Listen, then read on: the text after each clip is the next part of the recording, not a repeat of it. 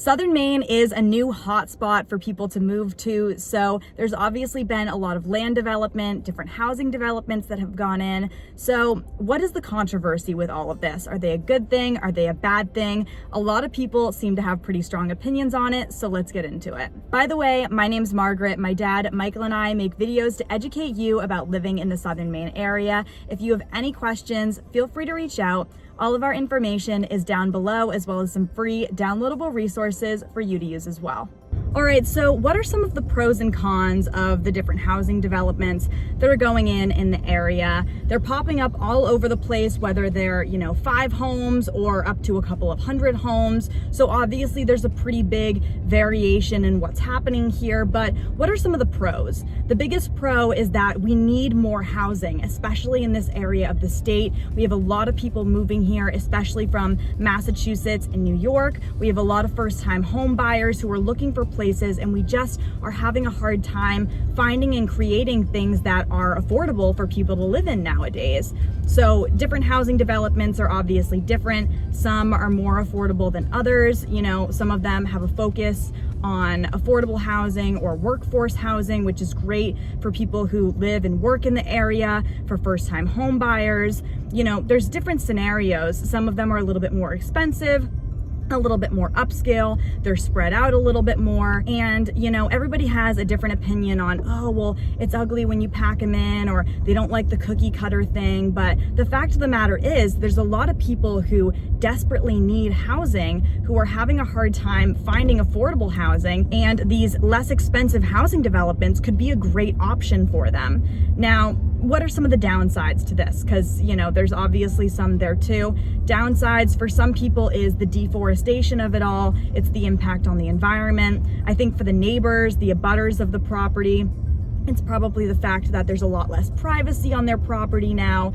Somebody's coming in, potentially clear cutting the land right next to them, and now they have a lot less privacy. They have less trees out back of their house, so they're losing a lot of that.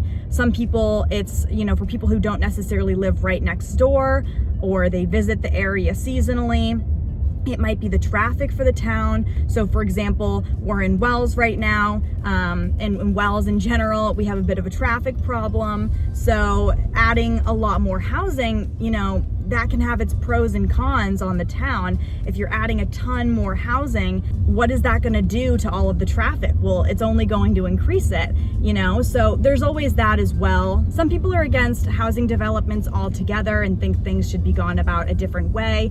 But honestly, when developers are coming in, they are not custom building homes acres apart from one another. Even though that would be probably a little bit more aesthetically pleasing, it might fit the town a little bit better.